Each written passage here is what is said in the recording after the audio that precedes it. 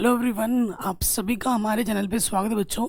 UP board class 10 के जो चित्रकला का एग्जाम होता है ना, 40 ऑब्जेक्टिव क्वेश्चन लेके आया हूँ जो एग्जाम में हर साल रिपीट मोड में पूछा जाते हैं। अगर यहाँ से क्वेश्चन एग्जाम में ना आए ना, मेरा नाम बदल के जो रखना है रख लेना। ठीक है, स्टार्ट करते हैं इंपॉर्टेंट क्वेश्चन। तो पहले आ जाते हैं। आपको पता है 20 ऑब्जेक्टिव क्वेश्चन आने वाले हैं। कह रहे कौन सा आकार आलेखन के लिए उपयुक्त नहीं होता है। आलेखन के लिए कौन सा आकार आपके लिए उपयुक्त नहीं है, बात करते हैं। त्रिभुज है, वर्ग है, वृत्त है, कोण है। त्रिभुज के अंदर आलेख बना सकते हो, वर्ग के अंदर बना सकते हो, वृत्त के अंदर बना सकते हो। किसी कोण के अंदर आलेखन बन सकता है क्या? नहीं बन सकता। तो आपका सही ऑप्शन हो जाएगा ऑप्शन नंबर डी, कोण। ठीक है, इसका सही रीजन क्या है? आलेखन सामान्य बंद ज्यामितीय आकृतियों पर आधारित होता है, जबकि कोण एक खुला हुआ आकार है। ये ठीक है, आलेखन बंद आकृति के अंदर बनता है और कोण क्या है? एक खुली हुई आकृति होती है, इसलिए कोण के अंदर नहीं बन सकता। ये इसका पूरा कारण है। अगले प्रश्न पे आ जाते हैं। कह रहे निम्न में से किस प्रकार की पेंसिल खींची रेखा हल्की होती है? किससे आप खींचोगे कि रेखा एकदम हल्की बनती है? ठीक है, और ये क्वेश्चन लिख लो, आपके एग्जाम में पक्का पक्का आएगा ही आएगा। 4 ऑप्शन दे रखा है, HB, H, 2B। तो आपका सही आंसर हो जाएगा 2H। कारण क्या है कि जो H का मतलब क्या होता है? हार्ड। सीरीज की पेंसिल कठोर होती है और 2H पेंसिल सबसे हल्की रेखा खींचती है। ठीक है, H4 हार्ड होता है और 2H जो होता है वो सबसे हल्की रेखा खींचती है, इसीलिए इसका प्रयोग होता है हल्की रेखा खींचने के लिए 2H। नेक्स्ट क्वेश्चन है आपका, कमरे की छत हेतु कौन सा आलेखन उपयुक्त होता है? ये जो कमरे की आप छत देखते हैं, छतों में जो डिजाइन होता है उसके लिए कौन सी आकृति उपयुक्त होती है? कोने का आलेखन, किनारे का आलेखन, केंद्रीय आलेखन, या फिर इनमें से कोई भी नहीं? तो आंसर है केंद्रीय आलेखन। जब भी आपने देखा हो कमरे के सेंटर में डिजाइन बनता है ना? सेंटर में ज्यादा डिजाइन बनता है ज्यादातर। ठीक है, तो केंद्रीय आलेखन सबसे उपयुक्त होता है। कारण क्या है? छत का बीच वाला भाग सजाने के लिए केंद्रीय आलेखन सर्वाधिक उपयुक्त होता है। ठीक, अगले प्रश्न पे आ जाते हैं। कला शब्द निम्न में से किस भाषा का है? जो हम कला, चित्रकला को शॉर्ट में कला बोलते हैं, ये किस भाषा का है? हिंदी का है, संस्कृत का है, उर्दू का है, अंग्रेजी का है? तो आपका सही उत्तर होगा ये संस्कृत का है। इसका है संस्कृत का। तो कला, आर्ट शब्द मूल रूप से संस्कृत भाषा से लिया गया है। कह रहे कपड़े पर रंगाई हेतु कौन सा रंग सर्वाधिक उपयुक्त होता है? ये जो कपड़ा होता है इस पर रंगाई के लिए सबसे अधिक उपयुक्त कौन सा है? एक्रेटिक कलर, पोस्टल कलर, जल रंग, या फिर तेल रंग? तो आपका सही उत्तर होगा एक्रेलिक रंग। क्या? एक्रेलिक रंग। देखो, टिकाऊपन के लिए कपड़े पर तेल रंग या एक्रेलिक रंग का प्रयोग किया जाता है। ठीक है, ये जो कपड़े पे आप धोते हो तो रंग नहीं निकलता है, क्योंकि इस पे एक्रेलिक रंग चढ़ाया जाता है। नेक्स्ट क्वेश्चन है आपका, इंद्रधनुष में कितने रंग होते हैं? बच्चा बच्चा बता देगा कि भैया 7 रंग होते हैं। कक्षा 10 विज्ञान में भी पढ़ा है आपने, बैनी, आह, पीना, ला। ठीक है, कह रहे मुख्य और प्राथमिक रंग कितने होते हैं? प्राथमिक रंग आपके कितने होते हैं? तो प्राथमिक रंग आपके 3 होते हैं। ठीक है, प्राथमिक रंग लाल, पीला और नीला होता है। ये हमारे प्राथमिक रंग होते हैं, लाल, पीला और नीला। नेक्स्ट, कह रहे स्लेटी रंग किन रंगों के मिश्रण से बनता है? जो स्लेटी रंग होता है वो किन रंगों के मिश्रण से बनता है? तो वो काला और सफ़ेद को जब मिक्स करते हो तो स्लेटी कलर बनता है आपका। किसको? काला और सफ़ेद को मिक्स करोगे तो स्लेटी कलर बनेगा।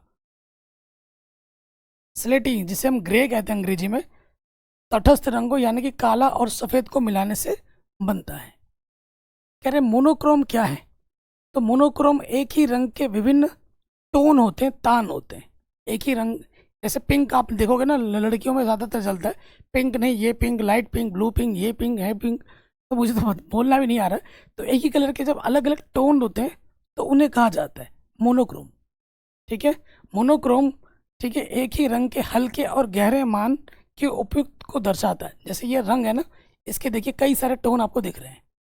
रंग एक ही लेकिन इसका टोन अलग अलग है, कोई डार्क है, थोड़ा लाइट है, थोड़ा उससे डार्क है, उससे और लाइट है। कह रहे पीले रंग का विरोधी रंग कौन सा होता है? पीले का विरोधी रंग कौन सा होगा? पीले का जो विरोधी रंग होता है वो नीला होता है। पीला, नीला।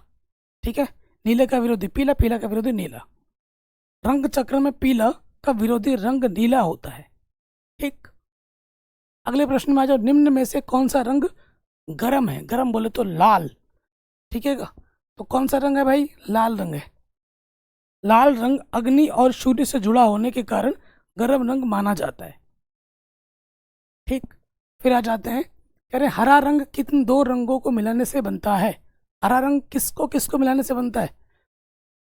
तो हरा रंग बनता है नीला और पीला को मिलाने से।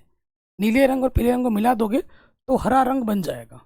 नीला और पीला प्राथमिक रंगों को मिलाने से द्वितीयक रंग हरा बनता है। प्राथमिक रंगों को मिलाने से जो रंग बनते हैं उन्हें हम द्वितीयक रंग कहते हैं। तो हमारा जो हरा रंग है वो एक द्वितीयक रंग है।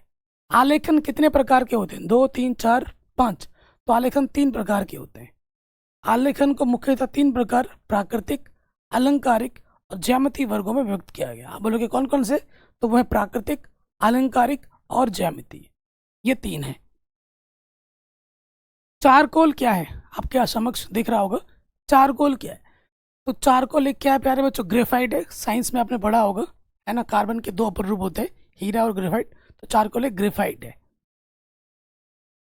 चारकोल एक प्रकार का ग्रेफाइट या कार्बन होता है जिसका उपयोग ड्राइंग में होता है। ठीक। अगले प्रश्न में आते हैं, कह रहे ओस्टवाल्ड चक्र में कितने रंग होते हैं?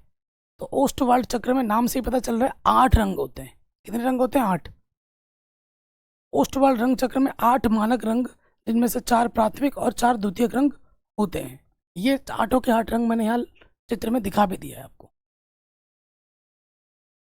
अगला प्रश्न है, बिना ब्रश की सहायता से कौन सा रंग लगाया जाता है? ब्रश नहीं लगाते उसमें हम कौन सा रंग लगा सकते हैं बिना ब्रश की सहायता से? जल रंग, तेल रंग, पेस्टल रंग या फिर इनमें से कोई नहीं? तो पेस्टल रंग को हम बिना ब्रश की मदद से लगाते हैं। ठीक। पेस्टल रंग स्टिक के रूप में होता है जिन्हें सीधे तरह पर लगाया जाता है। इस तरीके से होता है, इसको ऐसे लिया, ऐसे लगा दिया। ठीक। नेक्स्ट, कह रहे सफेद रंग का विरोधी रंग कौन सा है? तो बच्चा बता देगा। सफेद रंग का विरोधी रंग क्या है? काला है ना? तो सफेद और काला एक दूसरे के विरोधी रंग माने जाते हैं। इसका तटस्थ रंग कितने होते हैं? 4, 2, 3, 1। तो तटस्थ रंग 2 होते हैं। कितने होते हैं प्यारे बच्चों? तटस्थ रंग 2 होते हैं। तटस्थ रंग जिसे बोलते हैं न्यूट्रल कलर्स, मुख्यतः 2 होते हैं, सफेद और काला। कौन? सफेद और काला। नेक्स्ट क्वेश्चन है, निम्नलिखित में से द्वितीयक रंग कौन सा है? द्वितीय रंग जो 2 प्राथमिक रंगों को मिलाने से बनता है उसे हम द्वितीयक रंग कहते हैं। लाल, काला, नारंगी, पीला। तो नारंगी रंग एक द्वितीय रंग है। नारंगी रंग प्राथमिक रंगों को मिलाकर बनता है, इसीलिए इसे द्वितीयक रंग कहा जाता है। अगला प्रश्न है, कह रहे किनारी डिजाइन का प्रयोग किया जाता है। ये जो किनारे पर डिजाइन का प्रयोग किया जाता है, ठीक है, ये किसके लिए होता है? फर्श के केंद्र के लिए, साड़ी के किनारे के लिए, छत के केंद्र के लिए, या फिर किसके लिए होता है? तो साड़ी की किनारी के लिए होता है। साड़ी का किनारा भी हम बोलते हैं, है ना? प्रश्न एग्जाम में आता है। किनारी डिजाइन का उपयोग कपड़ों, दीवारों या फर्श के किनारों को सजाने के लिए किया जाता है। ठीक है, तो यहाँ पर साड़ी का किनारा हो जाएगा। किस नंबर की पेंसिल से खींची लाइन डार्क होती है? हल्की नहीं, डार्क पूछा आपकी बात। तो डार्क के लिए 2B, हल्की के लिए 2H। ठीक है, बी का मतलब होता है ब्लैकनेस। सॉफ्ट सीरीज की पेंसिल डार्क रेखाएं खींचती हैं और 2B उनमें से गहरी होती है। 2B डार्क के लिए, 2H हल्के के लिए। नेक्स्ट क्वेश्चन, लाल में पीला रंग मिलाने से कौन सा रंग बनेगा? तो लाल में पीला रंग मिला दोगे तो नारंगी रंग बनेगा। क्या बनेगा? नारंगी। लाल और पीला प्राथमिक रंग है, इनको मिलाने से नारंगी रंग एक द्वितीयक रंग बनता है। ठीक। अगला प्रश्न, नीला रंग नेत्रों पर क्या प्रभाव डालता है? आंखों पर ये जो नीला रंग है कैसा प्रभाव डाल रहा है बताइए? ठंडा, गर्म, सामान्य? ठीक है, तो आंसर आएगा ठंडा। नीला रंग शीतल रंगों की श्रेणी में आता है। शीतल रंग में हरा रंग भी आ जाता है, इसलिए यह ठंडा प्रभाव आंखों पर डालता है। ठीक है, लाल रंग आपको गर्माहट का एहसास कराएगा। नेक्स्ट, सूर्य की रश्मियों में कितने रंग पाए जाते हैं? 7, 10, 9, 6। तो 7 रंग पाए जाते हैं। बैगनी आ, पीला ला। ठीक है, बैगनी, आसमानी, नीला, पीला, हरा, ये सब। ठीक है, सूर्य के प्रकाश में इंद्रधनुष के समान 7 रंग होते हैं, विभ की ओर। नेक्स्ट, हरा रंग आंखों पर कौन सा प्रभाव डालता है? तो हरा रंग आंखों पर ठंडा का एहसास कराता है। सामान्य, गर्म, ठंडा, ठंडा आ जाएगा। ठीक है, ठंड आएगा, सामान्य लिखा हुआ है। हरा रंग प्रकृति से जुड़ा होने के कारण आंखों में सामान्य, न्यूट्रल और आरामदायक प्रभाव देता है। ठीक है, सामान्य प्रभाव आ जाएगा। बारीक लाइन बनाने के लिए किस प्रकार का ब्रश प्रयोग करते हैं? एकदम बारीक लाइन खींचनी है अपने को, तो किस प्रकार का चाहिए होगा अपने को? 4 नंबर, 5 नंबर, 7 नंबर, 1 नंबर। तो आपका उत्तर होगा 1 नंबर। 1 नंबर बारीक लाइन के लिए। ब्रश का नंबर जितना कम होता है वह उतना ही महीन होता है, तो 1 नंबर सबसे महीन है, तो बारीक लाइन उसी से खींचेगी। नेक्स्ट, लाल में नीला मिलाने से कौन सा रंग बनेगा? तो लाल में जब नीला मिला दोगे तो बैगनी रंग बनेगा। लाल और नीला प्राथमिक रंग है, जब मिलाएंगे तो बैगनी रंग बनेगा, जो कि एक द्वितीयक रंग है। ठीक। पीले में नीला रंग मिलाने से कौन सा रंग बनेगा? पीले में जब हम नीला रंग मिला देंगे तो हरा रंग बनेगा। ठीक। नेक्स्ट क्वेश्चन है आपका, क्योंकि मुझे एकदम, आप जब मैं पढ़ रहा हूँ क्वेश्चन, मुझे एकदम उधर हटना पड़ रहा है, क्योंकि वहाँ से ही नेक्स्ट का बटन है और उधर दीवार खत्म हो जाती है, तो आपको मेरा चेहरा नहीं दिख रहा होगा। ठीक है, तो चेहरा जरूरी नहीं, हमारा कंटेंट जरूरी है। तो लाल और हरा को मिलाने से आपका बनता है भूरा रंग। कौन सा रंग बनता है? भूरा रंग। कौन सा रंग माध्यम पारदर्शी होता है? तो जो जल रंग होता है, जल रंग में आप पारदर्शी माध्यम होता है, आर पार देख पाते हो। जल रंग एक पारदर्शी माध्यम है। जल रंग में वह पारदर्शिता सर्वाधिक होती है, जैसे ये देख रहे हो, आपको आर पार थोड़ा दिख जाता है, पारदर्शिता दिखती है इसमें जल रंगों में। द्वितीयक रंग कितने होते हैं? द्वितीय रंग क्या होता है? जो प्राथमिक रंग को मिलाने से बनते हैं, उसे हम द्वितीयक रंग कहते हैं। प्राथमिक रंग 3 होते हैं, तो द्वितीयक रंग अपने 3 होते हैं। 3 प्राथमिक रंगों से 3 द्वितीयक रंग हरा, नारंगी और बैगनी बनते हैं। कौन है वो द्वितीयक रंग? हरा, नारंगी, बैगनी। ठीक है। नेक्स्ट में आ जाते हैं, आकृतियों की पुनरावृत्ति करने के लिए किस पेपर का उपयोग करते हैं? आकृति की फिर से पुनरावृत्ति करने के लिए कौन से पेपर का उपयोग करते हैं? ट्रेसिंग पेपर का उपयोग करते हैं। किसका उपयोग करते हैं? Tracing paper. ट्रेसिंग पेपर का उपयोग आकृतियों को दोहराने या उनकी प्रतिकृति बनाने के लिए किया जाता है। ठीक है, ट्रेसिंग पेपर का हम उपयोग करते हैं। नेक्स्ट, कोलाज चित्र किसे कहते हैं? कोलाज, कोलाज आपने सुना होगा, कई सारों को मिला देना। ठीक है, कागज की कतरन, शीशा, पत्थर, इनमें से कोई नहीं, तो कागज की कतरन हो जाएगी कोलाज। ठीक है, ये देख सकते हैं एक फ्रेम में सारे चित्र आ गए। कोलाज में विभिन्न टुकड़ों जैसे कागज की कतरन को चिपका कर चित्र बनाया जाता है। बहुत से चित्र, कागज के टुकड़ों को चिपका कर क्या बनाया जाता है? चित्र बनाया जाता है, उसे कोलाज कहते हैं। मिक्सचर हुआ। ठीक। नेक्स्ट है, कला शब्द का सर्वप्रथम प्रयोग कहाँ हुआ था? ऋग्वेद में, समाजवेद में, अर्थवेद में, इनमें से कोई नहीं, तो ऋग्वेद में हुआ था सबसे पहले। सबसे पहले कहाँ हुआ था? ऋग्वेद में। तो भारतीय शास्त्रों के अनुसार कला शब्द का सबसे पहला उपयोग ऋग्वेद में माना जाता है। कला का सर्वाधिक सबसे पहला प्रयोग कहाँ हुआ था? ऋग्वेद में हुआ था। नेक्स्ट, रस कितने प्रकार के होते हैं? 7, 9, 6, 4, तो रस 9 प्रकार के होते हैं। भारतीय नाट्य शास्त्र और सौंदर्य शास्त्र इसमें मुख्य रूप से रस 9 प्रकार के बताए गए हैं। ठीक है, चित्र में देख सकते हैं। श्रृंगार रस का स्थायी भाव क्या है? श्रृंगार, शोक, रति, हास्य या फिर भय, तो रति है।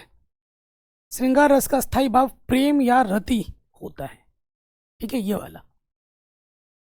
नेक्स्ट, वर्ण की उत्पत्ति किससे होती है? प्रकाश, ध्वनि, रेखा या रंगत? तो वर्ण की उत्पत्ति होती है प्रकाश से। रंग, वर्ण को वर्ण एकदम शुद्ध वर्तनी है। रंग की उपस्थिति या बोध के लिए प्रकाश का होना आवश्यक है। किसी भी रंग को तुम्हें देखना है, जैसे हरा हो, कोई भी कभी कमरे में जल रहा है ना, सारे रंग तुम्हें दिख रहे हैं। अब पूरा एकदम अंधेरा में कुछ दिखता है तुम्हें? नहीं। तो रंग का अनुभव करने के लिए, रंग को देखने के लिए हमें प्रकाश की उपस्थिति का होना अनिवार्य होता है। नेक्स्ट, किस रंग में प्रकाश की मात्रा सबसे अधिक होती है? किस रंग में? नीला, पीला, लाल, काला, तो उत्तर आ जाएगा पीला। पीला रंग दृश्यमान प्रकाश में सबसे अधिक चमकदार होता है। पीला सबसे ज्यादा चमकता है। नेक्स्ट, किस रंग की तरंग लंबाई सबसे अधिक होती है? पीला, लाल, हरा, सफेद, तो लाल। जो खतरे का संकेत होता है वो लाल रंग का होता है, क्योंकि लाल रंग दूर से ही दिखता है। दृश्य स्पेक्ट्रम में लाल रंग की तरंग दैर्घ्य सबसे अधिक होती है और सबसे कम बैगनी की होती है। बैनिया पीनाला। किस रंग की तरंग लंबाई सबसे कम होती है? बैगनी की होती है कम। इस स्पेक्ट्रम में बैगनी रंग की तरंग दैर्घ्य सबसे कम होती है। क्लास 10th साइंस में पढ़ा होगा ना, विबग्योर, बैनिया पीनाला। बैगनी की सबसे कम होती है, लाल की सबसे अधिक होती है तरंग दैर्घ्य। ठीक है, तो आज के वीडियो में मैंने आपको 15 मिनट के अंदर 40 most most most important question बताए हैं। ऑब्जेक्टिव में से यहाँ से 20 तो आएंगे ही आएंगे। ठीक है, क्योंकि पेपर के तो 7 सेट बनते हैं, सारे क्वेश्चन आने वाले आपके इन पे। यहाँ से मैंने जितने भी प्रश्न बने सारे क्वेश्चन आपके एग्जाम में आएंगे, लेकिन आपके सेट में कौन आएगा ये मैं नहीं कह सकता, लेकिन आएंगे जरूर। 20 तो जरूर आएंगे यहाँ से आपके सेट में। तो ये वीडियो बहुत इंपॉर्टेंट है। बाकी मैंने पूरा सब कुछ पढ़ा रखा है, गणित विज्ञान हर चीज़, उसको जाके जरूर देखें। अपना ख्याल रखें, मिलते हैं आपसे नए वीडियो में। जय हिंद। वीडियो को शेयर जरूर करें, चैनल पर नहीं तो सब्सक्राइब जरूर करें।